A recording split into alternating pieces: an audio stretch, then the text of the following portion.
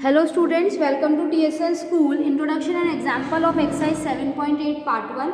अभी तक जो हम स्टडी कर रहे थे students that are indefinite integrals. Now I am starting your new topic that is definite integral.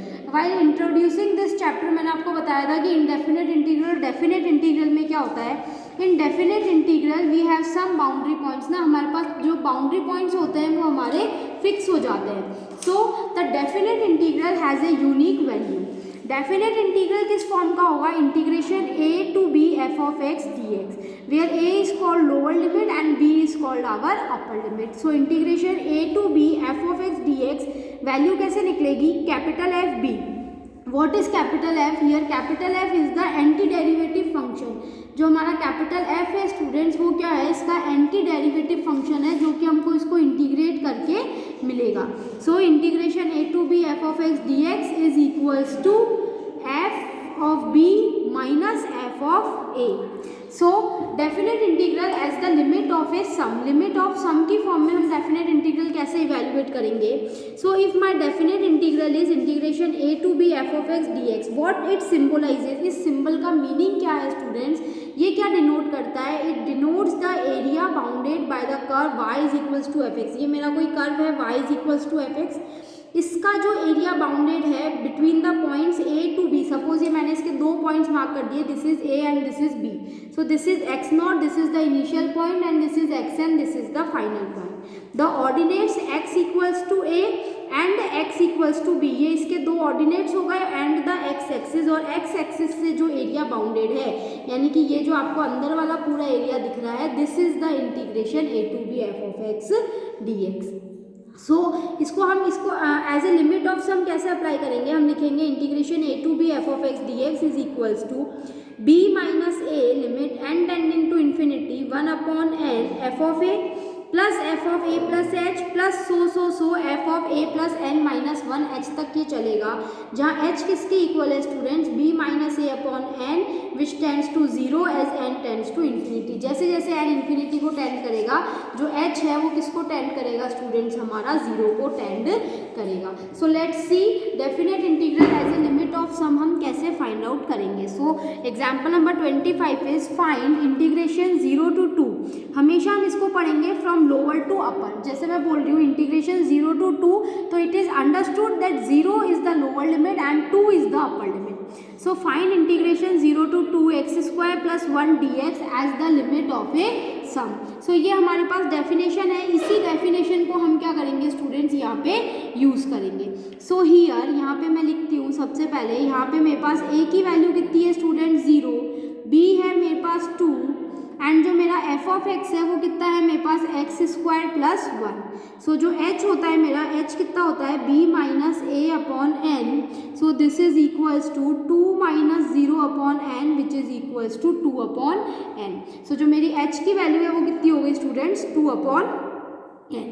So therefore integration 0 to 2 x square plus 1 dx, अगर मैं इसकी वैल्यू रखती हूँ तो ये मेरे पास कितनी हो जाएगी students? b minus A means 2, then limit n tending to infinity. So limit n tending to infinity 1 upon n, this is 1 upon n f of a.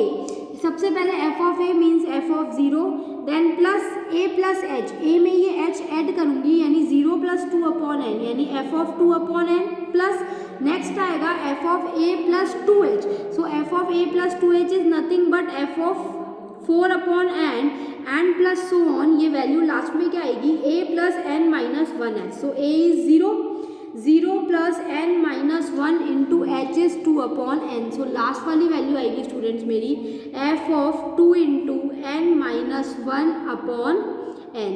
सो ये वैल्यूज हो गई मेरी यहाँ पे. अब यहाँ पे मैं, ये मेरा फंक्शन है ना f ऑफ x. अब x की जगह एक बार 0 रखूँगी, एक बार 2 अपॉन एन, एक बार 4 अपॉन एन. जैसे इन वैल्यूज़ को रखते हैं हम, ये मेरे को क्या मिलेगा? Twice of limit n tending to infinity 1 upon n f of 0. x की जगह 0 रखा 1, x की जगह 2 अपॉन n रखा, तो ये मेरे को क्या मिलेगा? 2 का स्क्वायर अपॉन n का square plus 1 plus 4 upon n. X की जगह 4 अपॉन एन रखते हैं तो दिस इज 4 का स्क्वायर अपॉन एन का square and plus 1 and so on. जो नेक्स्ट टर्म मिलेगी वो मुझे क्या मिलेगी students, 2 into n minus one upon n रखते हैं तो ये हो जाएगा 2n माइनस 2 का होल स्क्वायर अपॉन n का whole square and plus 1। So ये हमारी इसकी वैल्यू हो गई।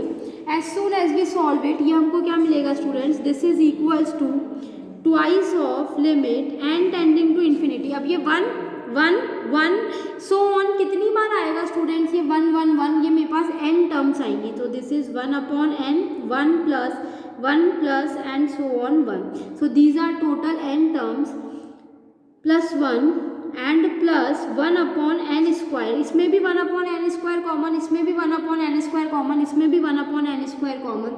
दिस इज 2 का स्क्वायर प्लस 4 का square and so on plus 2n minus 2 का होल स्क्वायर। सो ये यहाँ पे हमारा ये चीज़ कंप्लीट होती है। ये जो मेरे यहाँ पास यहाँ पे 1 1 1 आया है, ये कितनी बार आया है स्टूडेंट्स, n टर्म्स। ये टोटल कितनी है, n टर्म्स है। सो n टर्म्स का 1 प्लस 1 अगर मैं n टाइम्स ऐड करती हूँ तो ये मेरे पास कितना आ जाएगा n, तो twice of limit n tending to infinity 1 upon n plus this is 2 का स्क्वायर 4 का स्क्वायर, तो इन सब में से मैं 2 स्क्वायर कॉमन ले सकती हूँ। This is 2 square upon n square 1 square plus 2 square and so on, this is n minus 1 का whole square. So this is equals to twice of limit n tending to infinity 1 upon n, this is n plus 2 का square is nothing but 4 upon n square. Sum of squares of n terms कितना होता है student, हमारे पास n into n minus 1 into 2n minus 1 upon 6। This is the sum of square of n terms, जो कि हम AP और GP में पढ़ के आए। So this is equals to twice of limit n tending to infinity 1 upon n plus 2 upon 3, this n will cut out from this n, so this is n minus 1 2n minus 1 upon n। ये value आ गई हमारी यहाँ पे। अब यहाँ पे हम क्या लगाएंगे, limit n tending to infinity, इस n से मैं इसको अंदर ऑपरेट करा देती हूँ स्टूडेंट्स, तो ये मेरे पास कितना हो जाएगा, twice of limit n tending to infinity 1 upon n and n, this is nothing but 1 plus 2 upon 3 1 minus 1 upon n 2 minus 1 upon n। जैसे ही limit n tending to infinity लगाते हैं, this is equals to 2 1 plus 4 upon 3 which is equals to 14 upon 3। तो definite integral की देखो students क्या आई है, एक यूनिक वैल्यू हमको यहाँ पे मिली है, जो कि हमने इस चैप्टर के इंट्रो में ही कह दिया था, डेफिनेट इंटीग्रेशन के इंट्रो में ही कह दिया था कि इस डेफिनेट इंटीग्रल की जो वैल्यू होती है वो कैसी होती है स्टूडेंट्स, यूनिक होती है। इसी बेस पे हम एक और एग्जाम्पल देखते हैं, एग्जाम्पल नंबर 26। ये क्या कह रहा है, evaluate integration 0 to 2 e raised to the power dx as the limit of a sum, as the limit of a sum, as limit of a sum की फॉर्म में हमको इसको क्या करना है, इवैल्यूएट करना है। जैसे ही आपको यहाँ दिख रहा है कि कुछ a और b की कुछ डेफिनेट वैल्यूज गिवन है, मीन्स ये क्या है, डेफिनेट इंटीग्रल है। सो बाय डेफिनेशन सबसे पहले हम लिखते हैं 0 to 2 e की पावर x dx को हम क्या लिख रहे हैं students, b minus a। So here my lower limit is 0, means this value is my a and this value is my b।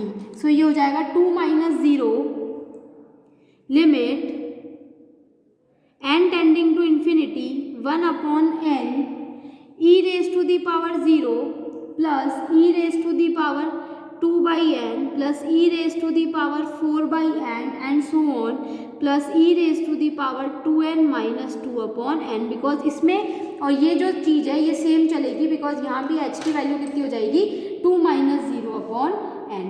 Now using the sum to n terms of a GP, हम यहाँ क्या use कर रहे हैं, using the sum of n terms of GP, because ये क्या बना रही है, एक GP, using the sum of n terms of GP. Now GP के सम का फॉर्मूला क्या होता है, a r raise to the power n minus 1 और 1 minus r raise to the power n वो लगा के, जहाँ पे a कितना है यहाँ पे मेरे पास 1, बिकॉज e की पावर 0 कितना होता है स्टूडेंट्स 1।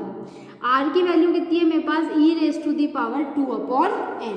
तो जैसे ही हम यहाँ पे फॉर्मूला लगाएंगे मेरे पास 0 to 2 e raise to the power x dx, इसका फॉर्मूला कितना आ जाएगा students, twice of limit n tending to infinity 1/n r raise to the power n minus 1, यानी e raise to the power 2n/n minus 1/r minus 1, तो e raise to the power 2n minus 1। जैसे हम इसको solve करेंगे this comes out to be twice of limit, क्या formula लगाया हमने, sum of n terms का फॉर्मूला होता है r raise to the power n minus 1/r minus 1, r raise to the power n minus 1/r minus 1, ये क्या होता है हमारा इसका फॉर्मूला होता है।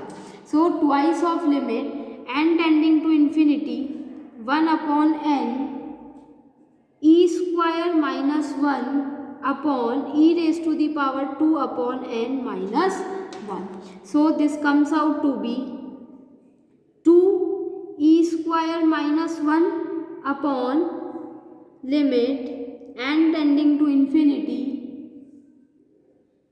e raise to the power 2/n minus 1/2/n into 2.